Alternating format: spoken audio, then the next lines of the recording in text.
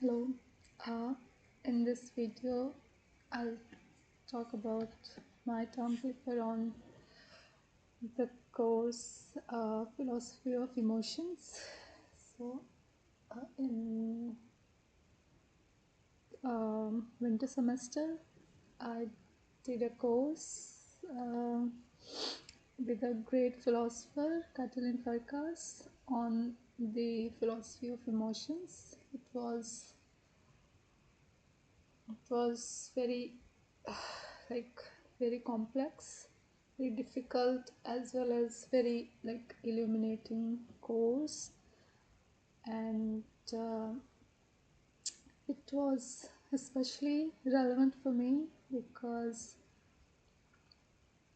I like in my MA I decided to work on love, which is like by many philosophers thought to be emotions, which I criticize and argue against, but still it's the mainstream view that it's an emotion, love is emotion. So that was my motivation, one of the motivations to take the course, and it was completely worth it.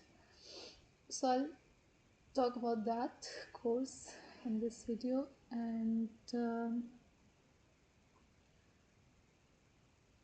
I wrote a term paper, uh, which for which I got very good remarks by the philosopher at it's an excellent paper.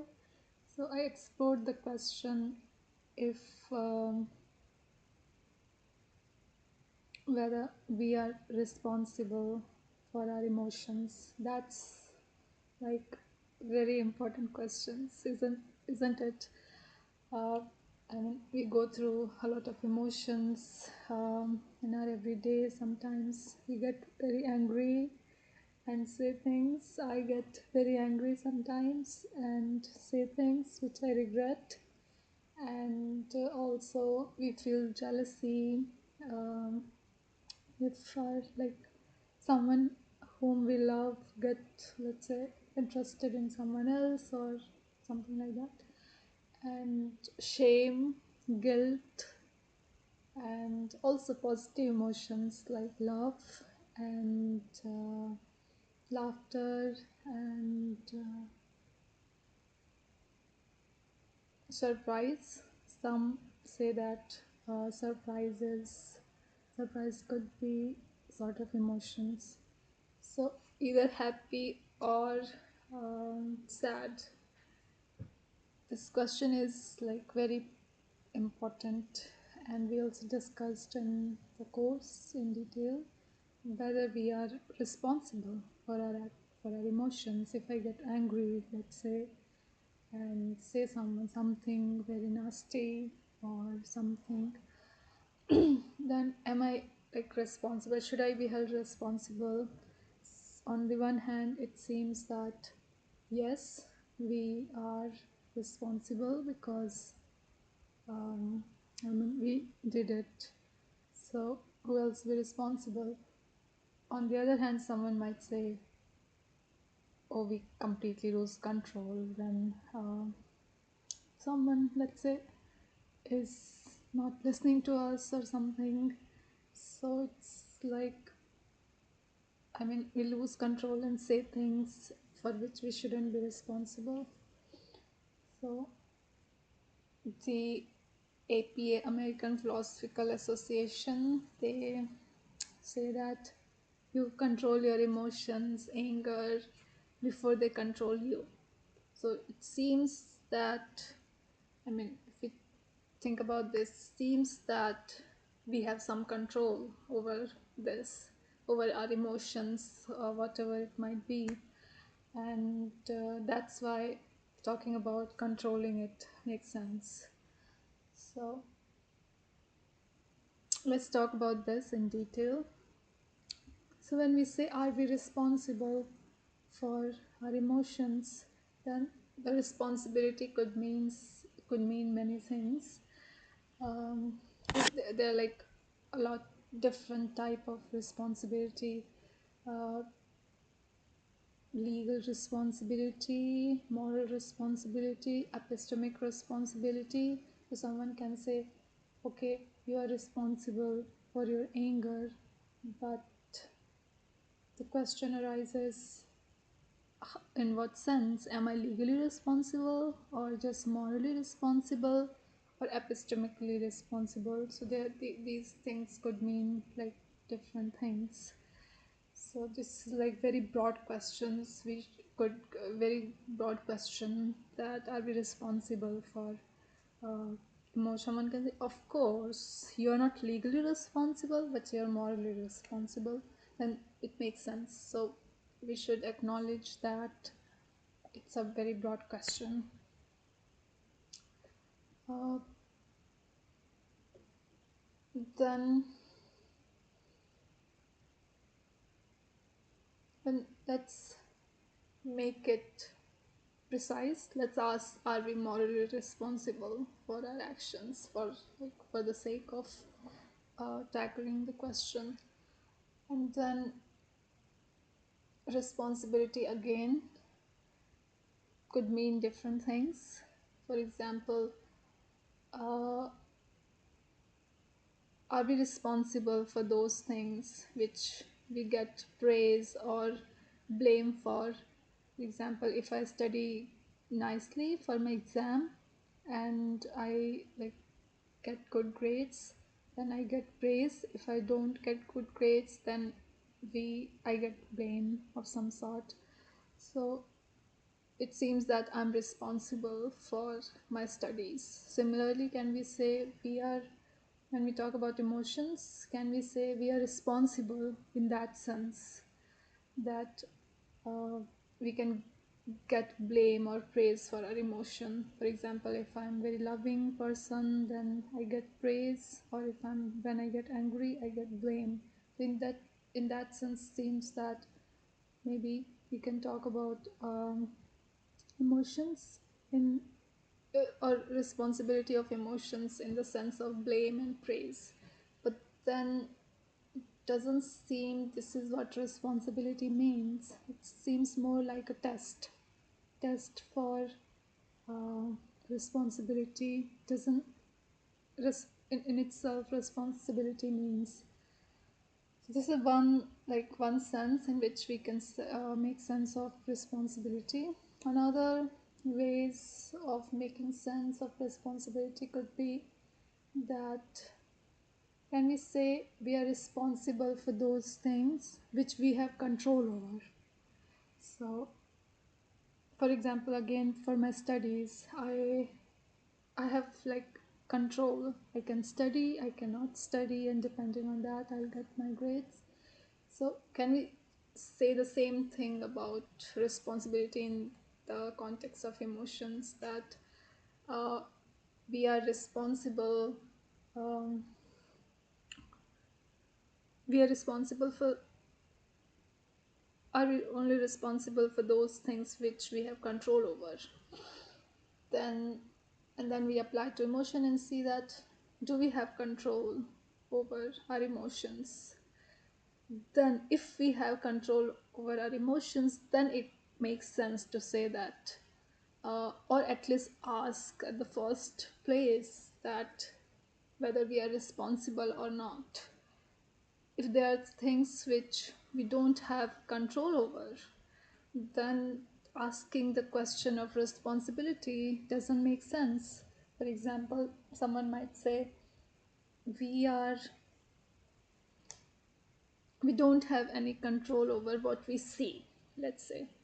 uh, I mean, we have eyes, we have like our sense, how the way our sensory like organs work. If I like go in the market and there is music playing, then obviously I'll hear.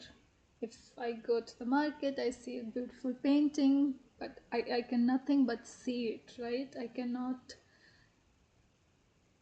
not see it. So saying that, if someone asks this question, that are you responsible for this seeing the painting or hearing this music, then I might say, let's say I ended up hearing some very bad music, or not, yeah, bad music, or let's say morally bad in some sense, and someone say, oh, why did you listen to that music, or why did you, then I can say I don't even have control over like my hearing. I go to market, I hear, so I can never be responsible for hearing and seeing. So for like perceptions, we, someone might say we are not like responsible, or the question of responsibility doesn't arise because we don't have control at the first place. Similarly, in the case of emotion, let's see what happens. Was the case?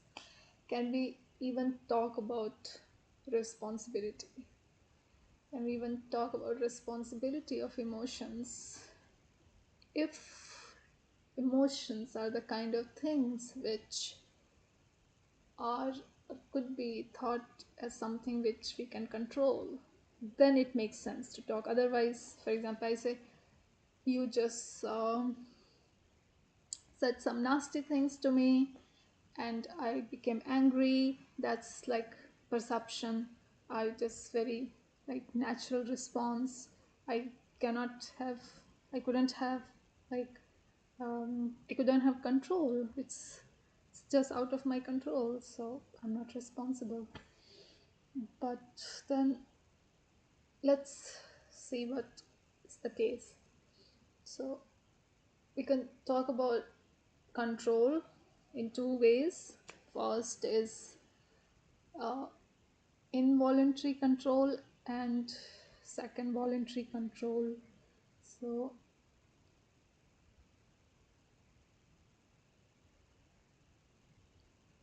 so if we ask, do we have voluntary control over our anger or emotions, then it seems a very big claim, because it's like, seems, yeah, it's a very extreme thing to say that I have voluntary control over my anger. Someone says nasty thing and I get angry, so where is the space for like voluntary control? But I think philosophers talk about involuntary, uh, voluntary control in a very specific sense. They say that we don't have voluntary control over the outcome. If you say nasty thing, I say I get angry, I don't have control over obviously the emotion itself, the anger, but we have control over the inquiry. If you, for example, come and say that your mother doesn't love you, uh, then instead of like getting angry suddenly that, oh, my mother doesn't love me, I'm angry, I can inquire. Is it true that my mother doesn't love me? I think, I reflect, I go and ask her to love me and then decide. So it seems that we have some control over inquiry. Again, another example is someone comes and says that, okay, your partner is cheating on you. Then instead of getting completely insane, angry, I have control over like, inquiry. I might think, okay, is it true? Let me go and ask, let me think. So, in this sphere, it seems that we have some control. So, what philosophers call it reason responsive. That if emotions are the kind of things which, for example, for which we can reason out, or we can take time, think, and and then decide the outcome, then we can say that we are responsible. So let's stick to this reason responsiveness for responsibility. So when we talk about responsibility, are we responsible for our emotions? Then we can say that here responsibility means uh, reason responsiveness. Uh, so mainly the question becomes that are emotions the kind of things which are reason responsive? our emotions are the kind of things which we can reason about, not like the outcome, but like before what we hear, and then in the process, something in the process. Is there something about emotions in the process which there is a place for reason and reasoning or thinking or reflection? So there are um,